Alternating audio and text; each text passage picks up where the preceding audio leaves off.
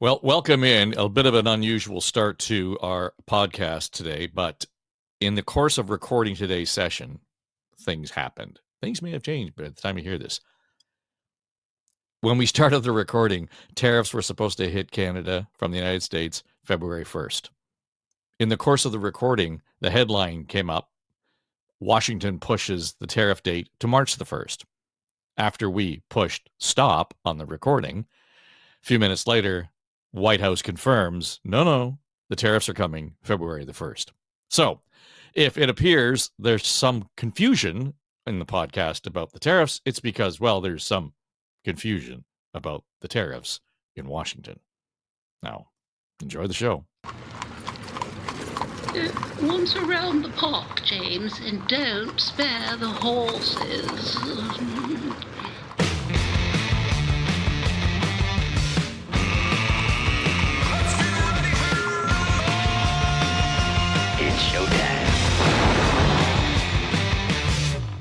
And here we go. It is indeed showtime. It's the Friday edition of On the Ledge, your Ontario Politics podcast. And if you're just catching up with the program, we are into daily mode now that we are into the writ period here in Ontario. So we'll be pushing it through Monday to Friday, right through until the 28th day. We'll do a wrap-up show once the election results are in, and we'll just find out how all of the cookies have crumbled, etc. So if you are make a habit of watching or listening to us once a week, well, we're here 5 times a week.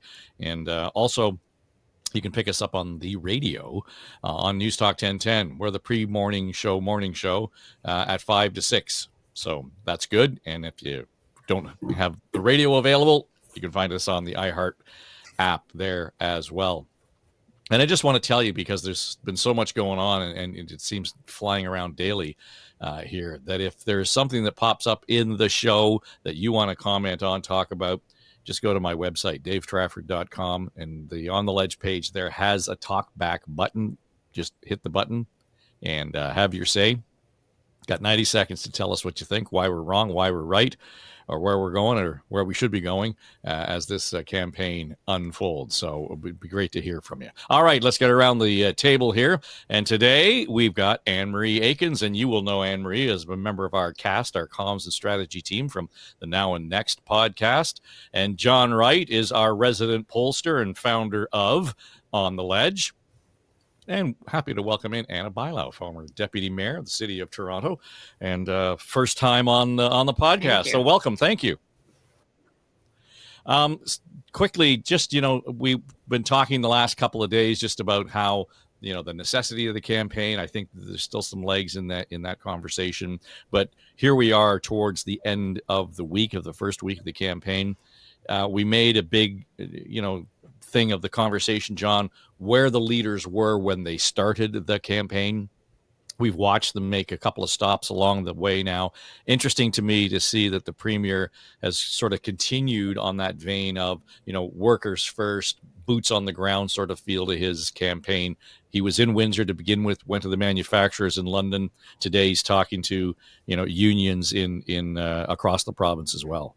Yeah, I think on reflection of the first week, the Premier's campaign's done well. I mean, if you look at the visuals, you look at the message, and I'm saying tactically, it's gone along really, really smoothly. So the backdrop of the Windsor Bridge, going to an EV plant, meeting with union leaders, which in days gone by would not necessarily have been the case with most conservative leaders, but talking about the Trump trade tariffs, which now sounds like it's going to be moved. The major issue will be moved to March the 1st, which still gives him the opportunity to say that he has to be completely prepared with a mandate to negotiate after the election. So it's played out in his favor that way, as opposed to just being on April the 1st.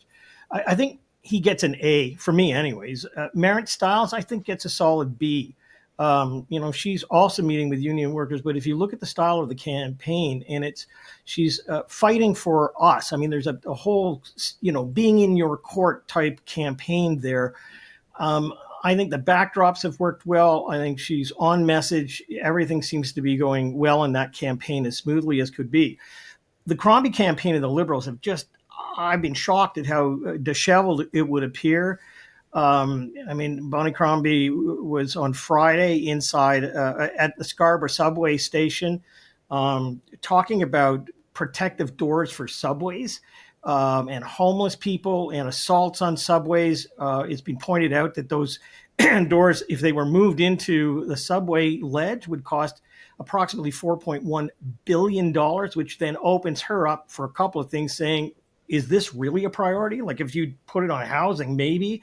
And secondly, you know, the Conservatives are just going to say, look at the waste of money. Like, look at all the other priorities. More for you, yeah, more taxes. Like, they're just going to pile on. I think her, the beginnings of the week were bad as well because of the healthcare announcement. She was outside of a hospital and her hair and caps were blowing around. I got to tell you, I'll give it a D and not a fail because at least it's got some wheels still left on the bus. But boy, it's been a really rough week for a candidate who doesn't look like she's really enjoying herself out there in the elements.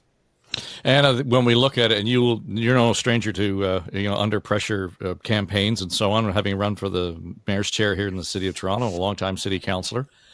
You get it's the old line, you get one chance to make a first impression. And typically the narrative around all of this as we led up to the campaign was, well, people are going to have to get to know fill in the blank Merit Styles, going to have to get to know Bonnie Crombie. To John's point, what do we think we know about these two candidates now in the glare of a campaign that we didn't know, or are we learning what they think we should know about them? I mean, clearly the Liberal campaign is having some difficulties in getting off the ground, to say the least. I think that, like John was explaining, the visuals have not been the best.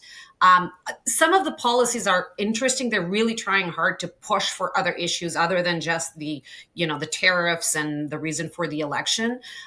Being a former municipal politician, obviously having funds to go to the TTC, it's really interesting, but it was such a mixed message with so many things attached to it, from safety to automatic doors with such an expensive cost to it.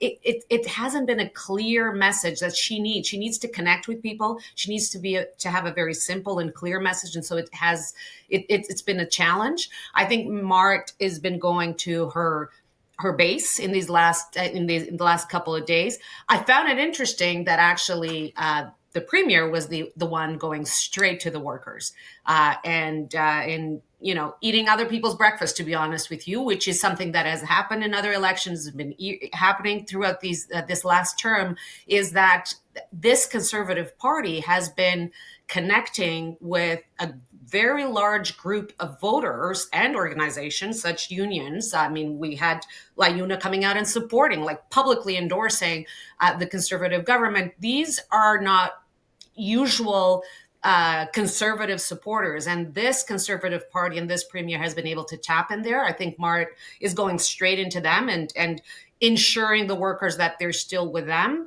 But it's definitely a challenge that the Conservative Party is creating to the other parties who used to have these organizations and the working people a lot more as their base, and they're being challenged from day zero, I would say. It's interesting, Anne-Marie, because when you look at, to Anna's point, when you look at how this is playing out, and today I'm just checking, the premier was talking to the Steelcon workers at Steelcon factory in St. Catharines. Merit Styles is talking about Unifor in Windsor and so on. So yes, it's all the union voices, but earlier in the week we were talking about the brands of these parties, and we got a little hung up on the Liberal brand and the effectiveness of it. And to this point, it's almost impossible to qualify in any historic terms the Progressive Conservative brand based on the way we're watching this campaign unfold in a very few short days. Yeah, it does seem. I think Ford is capitalizing on how distracted people in Canada and in Ontario are really. We were very distracted by U.S. politics and the uncertainty that Trump is causing all of us, whether it's to jobs, to a cost of living, the economy, and so forth. So I think he's capitalizing on that, and he's taking that message about he's going to protect us, a very parochial message, to whatever audience he's speaking to. And in this case, the unions. I'm going to protect your jobs. I'm going to protect the products that you make and so forth. So I think, I don't know how Merritt's going to, didn't see any kind of announcements or anything from her today. So she hasn't really shown her issues yet. I think that she's going to focus on and what matters to her and to the NDP. And I think the Liberals have focused more on messaging on issues. And I think they've picked some issues that are really important to people, regardless of your political stripes, healthcare, and in this case, TTC. She must up the messaging for both of them. And that's going to hurt her in the end. So her camp really has to tighten up how they deliver the message about the issue.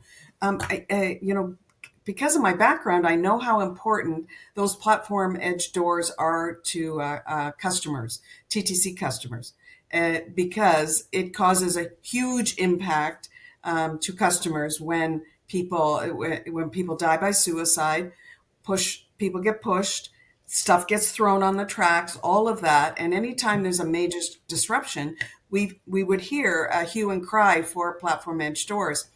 And they'd say, damn the price. Regardless of the price, we need these platform edge doors. It's about safety. And rather than delivering that message really clearly, she got it all mussed up in talking about people that are homeless, people, assaults and so forth. And it could have been delivered in a really effective way. And her camp really needs some messaging control and some guidance with their messaging because so far she has mussed up. She had some weather things that she couldn't control. That looked like I started to worry about her own health during that wind up in Barrie. But I like, though, that the Liberals are focusing on the issues that matter rather than attacking Ford. Or she slides that in, of course. But Merritt's got to show us our issues. And Ford has shown us that Trump is his issue because he's going to capitalize on people's fears right now. Dave, Anne is the communications expert. I don't know if she would agree with me or not, but I like the fact that the Liberals are focusing on the issues. I'm just concerned that they want to do too much and say too much at a time that people are already bombarded with information. It's so hard to get attention on this election. I don't think people ever even tuned in to the election. All we talk about is the American politics and the Trump and the tariffs. And to have each day, today's healthcare, tomorrow's TTC, and with a long list of solutions, I don't think anything is going to stay with the voter. So these are really important issues that we should be absolutely talking about. I mean, healthcare is more than half of the provincial budget. TTC is under a huge pressure and is the largest public transportation system in this country. So like really important issues, but I'm just concerned that it's going to be so much that it's not going to resonate with the voter because there's just so much happening. Well, again, I want to go back to the slogans because that focuses your campaign. So protecting Ontario could be against Trump or it could be against anybody else. Like, let's put that, it's very, very focused on what you want to do. On your side is the NDP slogan. Okay. You can use that everywhere you want. I'm on your side to fight for healthcare, to do all this sort of stuff. I think if I were the Liberals, I'd be going away this weekend and a bit shell-shocked, would want to kind of go, well, what's left for us? Here's what I would do. I think there's an opportunity for the Liberals to reframe where they're going and just do urban areas, downtowns or major cities, Ottawa, London, Toronto, Sarnia, all that area, and just focus on that area. I mean, I can't really change the slogan that's been brought out, but what I can do is reframe it and sort of say, building for you.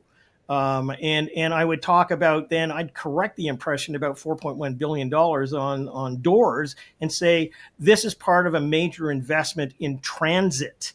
And this is part of that, and maybe have it, parsed. But the campaign's locking focus. If you go to where the Liberals are, they're not scattered really outside of the major urban areas. I mean, they only have, 7 seats at the moment, and they've got to get more. So reframing the campaign has got to be priority one this weekend, and there is an opportunity to do it around urban things. The other thing that popped up in the last 24 hours or so is that Bonnie Crombie now has an opponent. And in Mississauga East, where she's running, guess what? It's Patrick Brown's mother-in-law. So while she's out on the campaign trail, you know that there's an army of people that are just on the other side of where Peel is, down in the trenches, getting organized against her. So she's got a two-front war in many ways.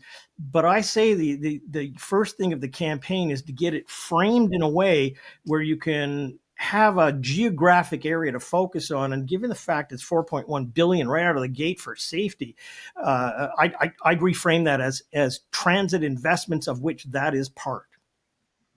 Yeah, but I guess, Anna, the other side of this is, and we touched on this a little bit yesterday, the risk of having parts of the province feel left out. And I understand John's point around, go to the urban centers where you're strong already, and to some degree that's your base. But here's what's going to stick out: $4.1 billion, and it's going to Toronto. So it turns into this us not them kind of feel to it right out of the gate, and there's something that marginalizes maybe even the other urban centers in the province. I mean, it's always a balance that any campaign has to manage. It's not only because of the Liberals. What I like about what John is saying is actually matching the ground game that they need to put together with the messaging as well. What is your ground game? Like, you have a party with 7 people that, it's been raising a lot more money this year, but it's still recovering from very hard times. So where are you going to put your energies? Which seats are you going to focus? How you're going to grow this party? And how do you actually connect your ground game with the messaging as well? I think that is something important that needs to get done in this party. If I could have an impact in there, that would be something that I would be recommending, is definitely make sure that the messaging is going with the ground game. And this is not the election to be everything to all people. Well, and that's the issue. I think back to your point around trying to focus it enough so that you appear to be paying attention enough to their needs, but you can certainly have too much in the messaging jar all at once because it just gets distracted. And quite frankly, I don't necessarily disagree, Anne Marie, with the idea that safety is an issue, mm-hmm. Transit is an issue. But when I saw the headline pop up, I thought, really, this is all of a sudden surfaced as an urgent point of conversation or need in this campaign. John will tell you this over and over again. As soon as you start explaining, you're losing. And I think that's what's happening here. Oh, exactly. I really like what, John, how they should frame it. Excuse me, I've got a tickle in my throat. And what they could have done, because she wasn't prepared for the cost, what about the cost? And she kind of flubbed that off like, I don't know the exact cost or something, but she certainly could roll out building in those platform edge doors, a gradual cost. Everybody knows the cost of it because we've talked about it a lot. But if she did add it into the investment in transit and breaking it down into safety, into refurbishment, new cars, new lines, that sort of thing, then people would kind of get that, because those are all things that are really super important to people. And there has been so much underinvestment. So you can capitalize on that message, that how much underinvestment in the operations of the largest transit system in Canada. And that's important to people, because if your operations aren't well funded, other than through the fare box, then it's not going to work for anyone. And that's what's happening currently. We just don't have enough for the operations. But because Ford also does have on it that he has continued in investments that the Liberals started on capital investments in transit. So. Well, earlier we were talking about, transits came up in our conversation with our Now and Next team. And John, the thing that Brad Ross, who knows a thing or two about the TTC, brought up is suggested that what's the likelihood? We've talked about change events in the campaign, the things that will really kind of light things up or move the needle. Would you bet against, for example, an announcement that says we have an opening date for the crosstown? I don't think anyone at the moment has that on their ballot card. Again, the way I see it right now after the first week is there's two planes that are flying along like World War I planes, and there's another one with a tail that's been shot off, and it's got smoke coming out of the back and kind of twirling away. And I don't know whether it's going to recover or not. And again, I think you got to go into this weekend, and if you've got the ability to do so, you better reframe this campaign and you better have a better approach to it. And I'm just throwing it out there. Urban makes sense. And to go ahead with that, what I'll be interested in is seeing that. Remember the first day we talked about this, and that was Merritt Stiles and how she's going at them. She did attack the Liberals, so she wants to own the left. And let's just assume for a moment that Bonnie Crombie and the Liberals have kind of spun out of the scene, and maybe they'll be back. But she then becomes the arch nemesis for Doug Ford. And you can see a circumstance evolving over the next period of time because the tariffs are not imminent. They will come. But where she says, look, I'm the boots on the ground. I'm for you. I'm with you on the ground. He's in it for the elites. Now, he just did, some things with the union, so he can counter that, and especially at the EV plant. But you can see something coming about where I'm going to take care of the little person and for you, whereas he's going to look after his friends with the spa and a whole bunch of other things like that. So I think from a tactical point of view, she's ended up in a really good spot at the end of the week. And again, unless they reframe this, I think it's going to be a two-party choice at the end of it, between the NDP and the Conservative. I would just add, John, I think you're right that nobody's thinking about this election. They're not going to vote on when the Eglinton LRT is going to open or not. But I think it's the pattern that could easily be created, which is the efficiency of delivering. This is a government that has been there for 7 years. What has happened to the healthcare? Hallway medicine, that it was said that it was going to be ended. How efficient have they been? Like, they talk a good game, running a government like a business, doing all this stuff. Has it really been working? Has healthcare been improved? This is, I think, what maybe people could resonate, and I don't see that message really coming along, at least yet. But I think that concept of, have they been efficient? Have they been really tackling the issues that are more important, that are the complete responsibility of the government? And can they tackle, with that kind of efficiency, the biggest challenge, economic challenge we're going to face, which is Trump? So can I just add to that? And I think that's a really great point, because yeah, but I think you're onto it. And again, I want to go back to slogan because it kind of pulls everything together. But the piece that might be there for the Liberals might be working for you.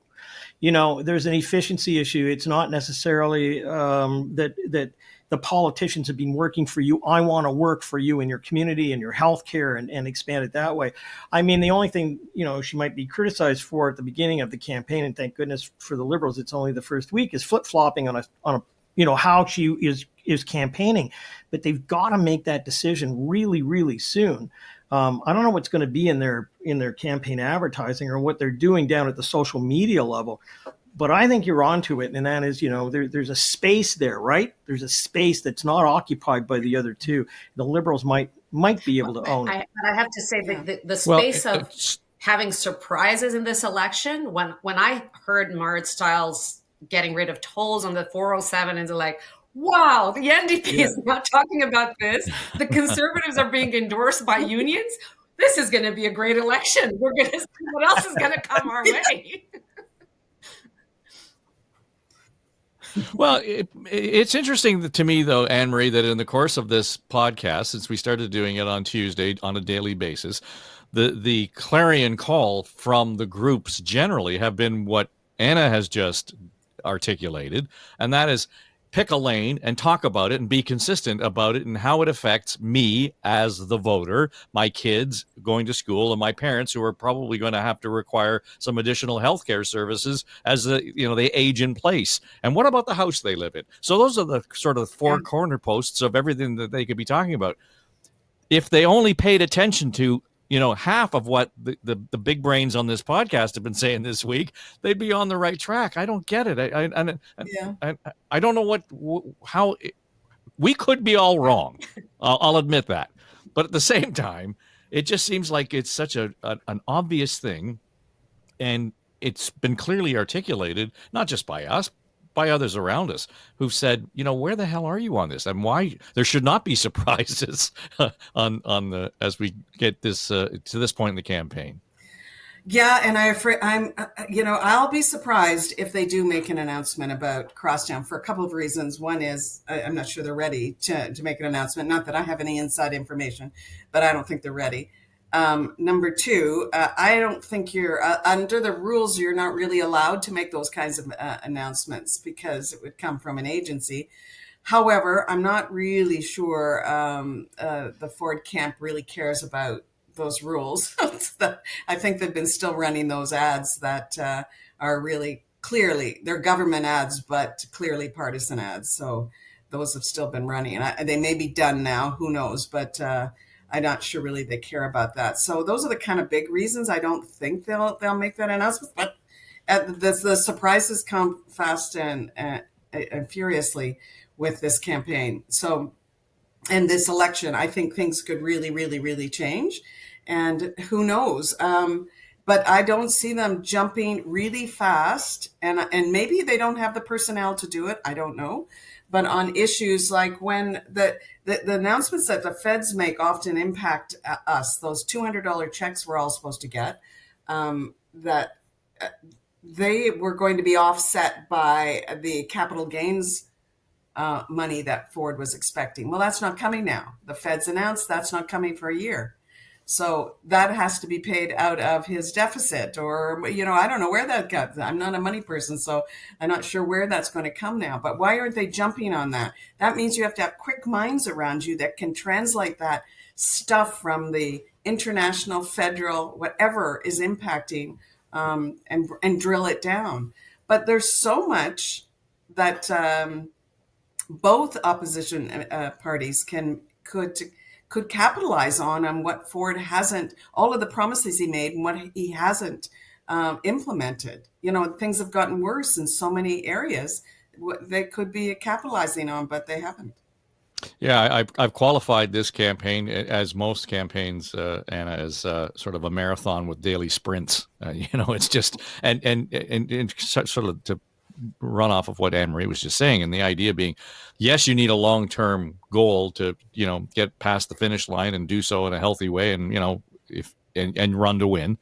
But at the same time, you've got to be nimble enough to be in the moment and respond and take advantage of editorially and politically some of the things that are just happening around you. And both NDP and the Liberals, to that extent, I think are flat-footed. And the longer it takes for them to find their footing, I don't think it matters what the Tories do. Because I think that on top of everything, they have something really big to overcome, which is the likability of Doug Ford.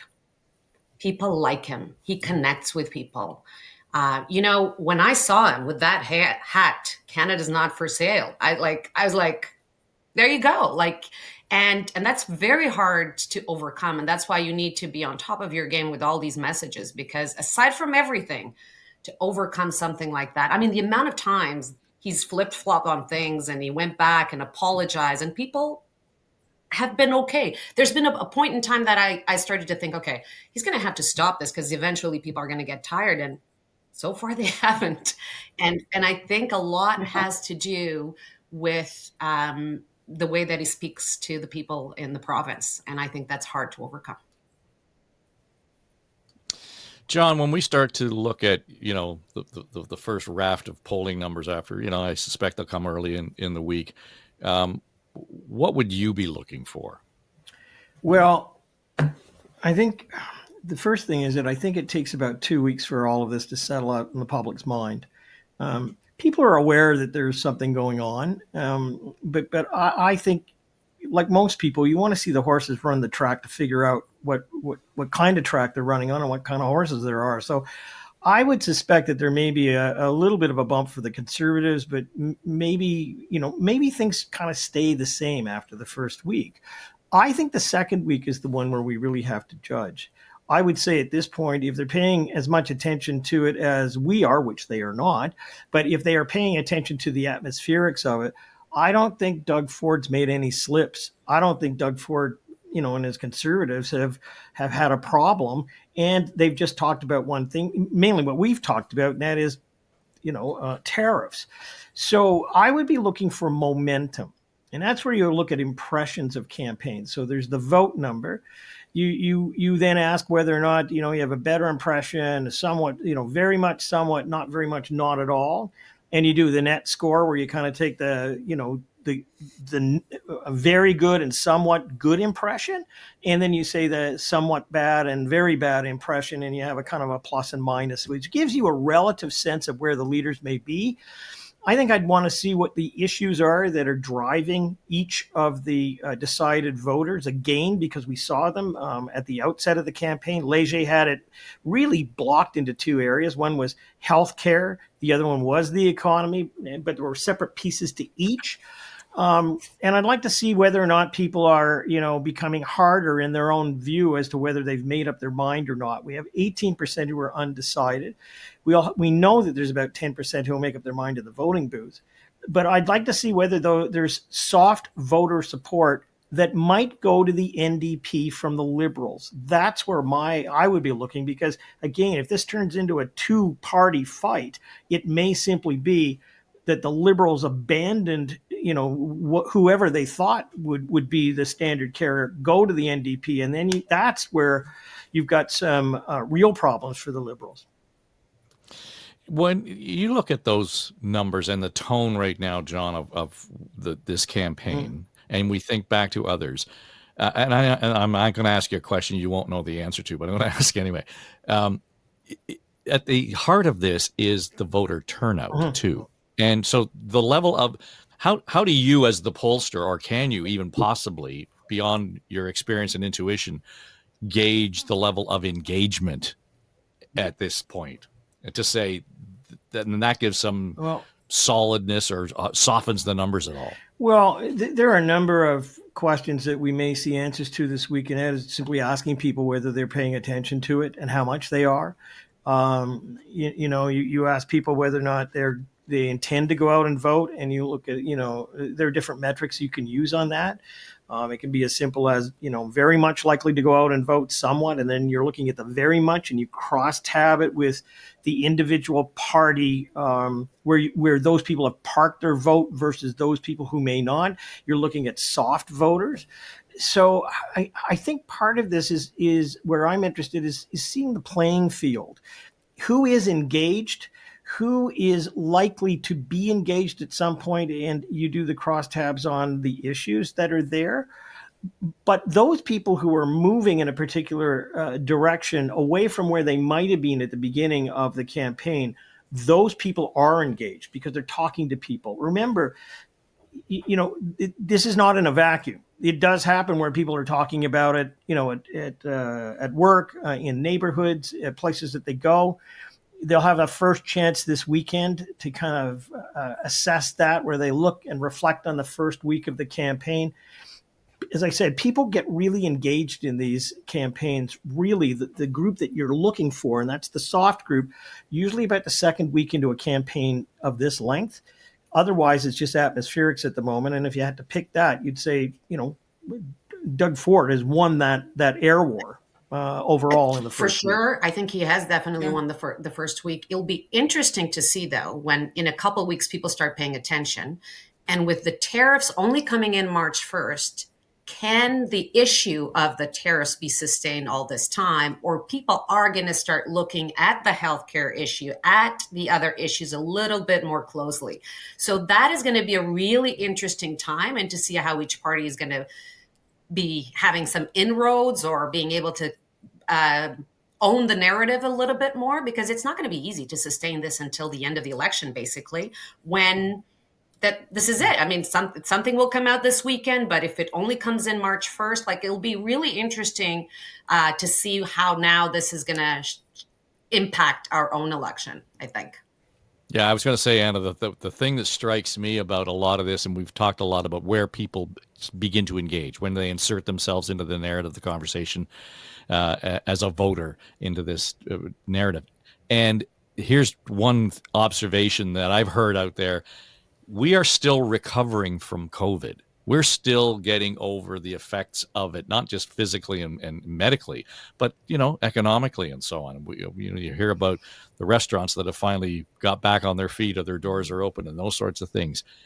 And when we begin to talk about the economic existential threat of the tariffs, I think a lot of people are triggered back to that experience of COVID. And there's that fatigue is likely to kick in terms of how we approach it, whether we go to the polls, whether we engage at all. And it's not one of those normal elements that you would throw into a campaign. But I think John's right. There may well be a fatigue factor here that will affect the outcome one way or the other for any of these. I think so. I started the conversation when we talked about this that way, because in a couple of weeks, as John was saying, when people start paying attention, like what else, if there's not the tariffs, if the exact tariffs are not going to come out, like what else can we say? I mean, yes, something is coming, but there's only so much we can talk about this, right? We're getting ready.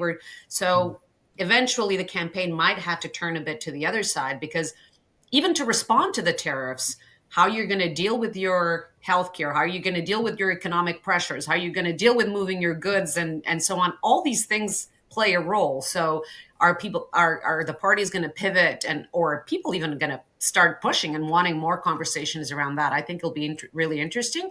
And for the opposition parties, for the NDP and the Liberals, I think it would be in their interest to start going hard on those issues. So if there is a chance that you really change the channel in the next couple of weeks, that you do it as well, because I think this whole tariff conversation, we are going to be protecting Ontario, we're going to fight it, I think benefits the government and benefits Doug Ford, because people have been really, really impressed with the way that he's been dealing with the whole situation and leading this. And so I think the longer they are, and they know that, the longer they sustain this, the longer they talk about this, the longer you have those images of Doug Ford with that cap or going down to the States for a meeting, it's just going up in the polls. I'm sure John is going to be here in a few weeks saying, here we go.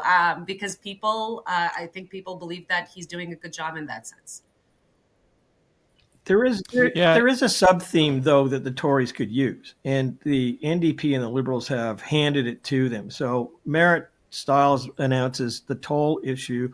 Take the tolls off, and it's billions and billions of dollars there. Bonnie Crombie sticks her foot in it and says, here's potentially $4.1 billion in investments with, safety doors. So, I mean, part of this is to protect Ontario from a massive spending and tax situation. I mean, there is a sub-theme that they could grow into this, which basically says, look at these two leaders. They're spending money on highways and on safety doors. When you total it up, it's almost $8.5 billion overall. Like, is this where you really want your money to go? We're putting it into doctors. We had the announcement the day before the election. I don't know if I would go that way, John, when they just spent $600 million to get beer in the corner stores a year early. So the other parties could, I think, very easily come back with a few of those already spent and probably not in the best places. So I don't know if I would advise the Conservatives to go down that road. Well, the nature of campaigns are quirky animals, right? And I just think that, as I said, there's a sub-theme here that you could be able to build, because if you get that fatigue, it plays to the Conservative brand about protecting Ontarians against wasteful spending. And and yes, I know that you're what you're saying. We could go and say, well, as if the spa is a priority. But the issue is, during a campaign, we haven't really seen the air war yet. There may be the social media war. There may be a sub-theme that they want to develop just in the event. I mean, they're having these kind of discussions anyways. But I think it's more to their brand, and that is, you got a choice. You can, here am I, the Conservatives, and we spend it on things that, in certain ways, but we're trying to make it better and convenient for you. Look at these guys. Holy smoke. Do you want that much money to go where they think? Except, John, they went into this, they said they needed this campaign, they needed a new election because they wanted to spend billions and billions of dollars because of the tariffs. So Right. they started this campaign with, I'm going to spend billions. Yeah, but much to your point, I mean, he can say, look, you got a choice. I'll spend the billions of dollars to support workers across the province, make sure that we're protected from it. Look at what these guys are going to spend billions of dollars on. Like, is their head even in the game? So look, none of us here are the strategists around it, and it is complicated to a degree. But I do think that if we agreed that there's going to be some kind of fatigue around tariffs, then there's going to have to be sub themes around it to carry it to the next stage. And I think, outside of promising everybody a tax break, I think they're going to have to develop something else there and go with the other party leader. There is one thing that I think I always find that is important is the feeling that campaigns are giving out there. And right now, when you look at the Conservative campaign, the feeling is of control, calm, and focus. I think that's the feeling we get. And the other ones are still grappling with, Liberals are still trying to decide their message. The NDP, it's great, but I don't really know what they're saying other than removing tolls. That was the first thing. And then that's basically it. They're saying hi and bye to communities and hello, how are you? That's basically it. And so it's the good feeling, but there's like, where's the substance? So it'll be interesting to see how the campaign progresses, that feeling that the campaign projects as well to people. I think it's interesting to follow that. Sure. Yeah, well, and I think, again, we have come back to ballot question kind of foundational conversation, and tariffs right now are leading the way. I mean, that has been driving the agenda. And I think, Anne-Marie, the danger for the opposition parties generally is if they do not establish foundationally what the ballot question is, which one they're associated with very strongly. So both Anna and John have made the point, like, okay, where are we now? And that can't be the question. Where are we going? Again, I come back to the idea that for the first 4 days of this campaign, on this podcast and elsewhere, people have been making that very point, and the opposition seems unable to not only hear that, but to execute on it. Yeah, I think a fear is a really strong motivator. And I think that's what the Ford camp is capitalizing on, making sure people are feeling really afraid of what Trump's going to do to us and the impact it's going to have. And then they can break it down into all the issues, whether it's jobs, whether it's housing, whatever it's going to have. Your cost of your groceries are going to further go up. All the pain points we're already feeling. I think they're going to capitalize so much on fear that will drive them to vote for them. That's what they're counting on. Mm-hmm. But can the fear be sustained now for the entire month when this, scary monster doesn't actually put his cards on the table? He just keeps, threatening things. It'll be a tough sell, but as I said, fear is a strong motivator.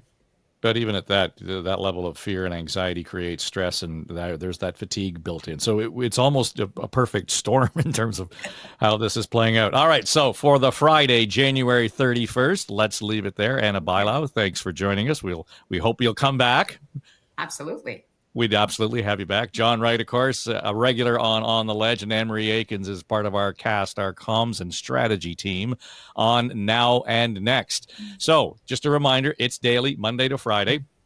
We're going to take a bit of a break for the weekend, and we'll get back at it again Monday. And for those of you listening on the radio, that means you'll hear us on Tuesday morning, just ahead of the John Moore Show on News Talk 1010. Again, if you want to have a say in what we're talking about, respond.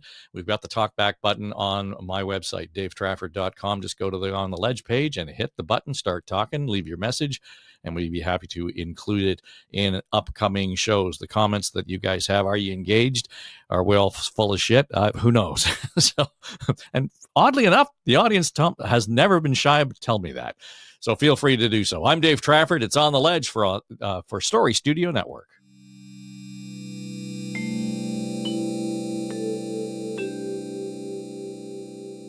This is SSN. Story Studio Network.